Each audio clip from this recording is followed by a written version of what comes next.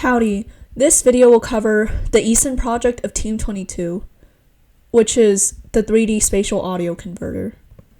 The problem that we're trying to address with this project is that spatial audio in VR is only limited to binaural audio or surround sound, so it's difficult to implement spatial audio with just speakers alone. So the solution to this is to develop a spatial audio converter that adjusts audio based off of the person's location.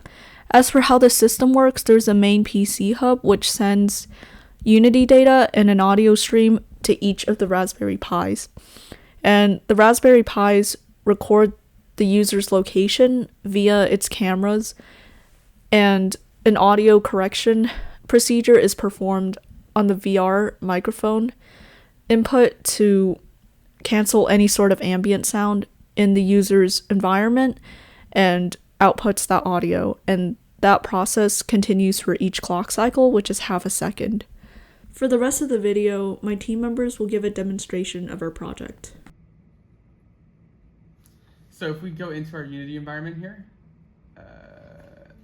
you can see that there is a little dot here on the screen. That dot represents an audio source. For now, our audio source is a concert A pitched drone. The reason for this is to minimize the impact of latency using our Twitch stream. Yeah, we'll go ahead and reference our code. So here,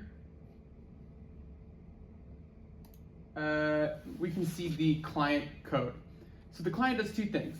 It is essentially acting as a middleman between the Raspberry Pis and the Unity environment. So right now, when I click play here, it'll connect to the Unity environment and it'll show in console. So once it connects to the Unity server, it is receiving the Unity angle and the Unity distance as global variables. And it is saving those to essentially memory.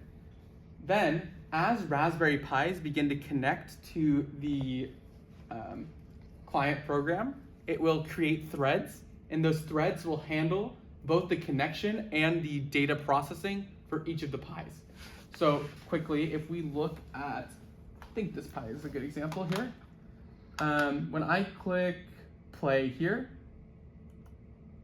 it'll take a moment because Raspberry Pis are slow, but it is now connected here, and you can see that it's outputting the angle and the distance of our Pi, or rather of the Unity environment to our Pi. This is saying that we're at 100, if you could show here, that we're at 173 degrees, and we are 14.38 meters away from the audio source. So now that we have one Pi showing that this works, we're gonna go ahead and demonstrate on significantly. So here we see two things. This camera is able to see the square. The square correlates to 0 degrees. You can see right there that it is a square. This camera right here is able to see a pentagon. A pentagon correlates to -90 degrees. Then finally, this camera here is able to detect a triangle. This triangle is correlated to specifically 180 degrees, so it's facing backwards. As I get farther away from this camera, the volume should start to scale upwards, and we should start to hear this white speaker being louder.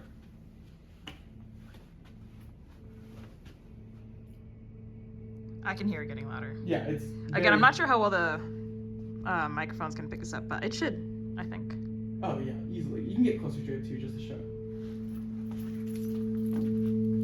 Yeah. Yeah. So I'm like right on top of the speaker here. Are currently off. This one is, and I'll show you why here in a second, or actually right now. If we switch back to the Unity environment, you'll see that we are receiving an angle of 173 degrees, right?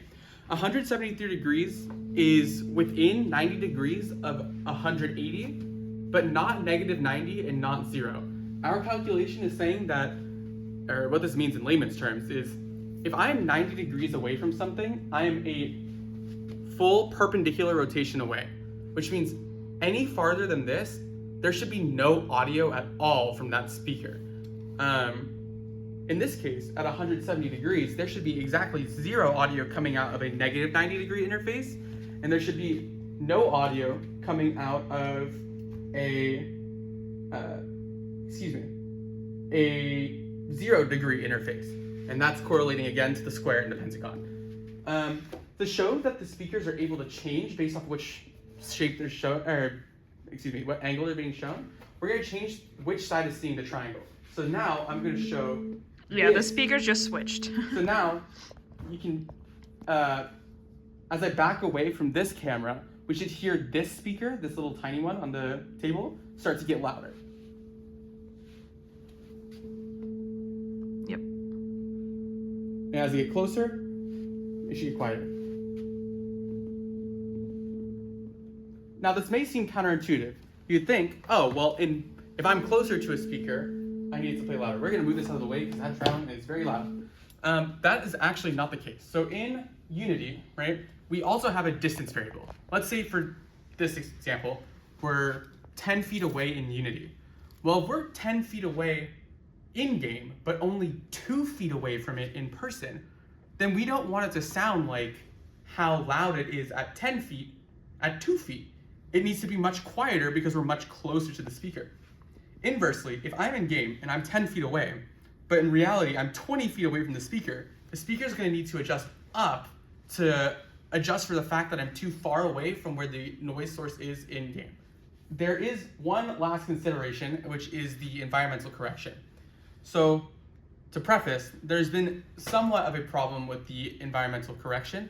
The biggest problem is the audio streaming setup. Mm-hmm. So because we didn't have access to a native or a in-house audio stream, we switched using Twitch, but that had the knock-on effect of our end-of-the-line system, which is the environmental correction, having to switch from using audio buffers or audio streams to using chopped up audio files. And as I switch to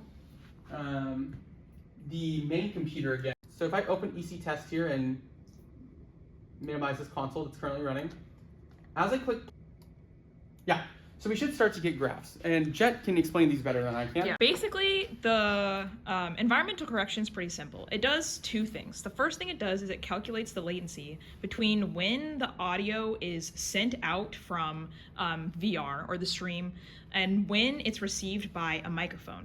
So in this case, we're using a microphone connected to the PC, but you can use any microphone, ideally one on the person using the system. Then once it has that latency, it offsets the two streams so that they start at the same point in time and runs loops. Right now it's set to 1 second, but it runs loops of audio over and over again where it separates the ambient noise and inverts it to cancel that out. And then it'll tell you how off your output sound is from what you expected it to be in VR. So for example, if we were to muffle a speaker, it's gonna say that the output isn't loud enough, and then we can correct that in post. So if we look here, the graphs are basically just to show. This one here is the clipped audio, or wait, I got these three. So there's three. So the first one simulates the output from VR. We can see it's about 5 seconds here. And then this is the output we're using from microphones, and we can see that it's too long in this scenario. So it's 10 seconds. And then based off of onset detection, which basically determines where sounds occur in time, it can calculate the latency and then clip this audio so that it's the same length and they're both 5 seconds and can be directly compared. So I'm gonna delete these. Okay, I'm gonna let you take that back over. So then we see a couple additional outputs come out here, which are the latency, which we just showed worked, as well as an inverse audio wave, and the like right here I'll show. This is the result of how much the speakers need to be outputted. So here we can see that the speaker should be increased by 108% to match what we expected it to be from VR. Thank you for watching our video and learning more about the 3D spatial audio converter.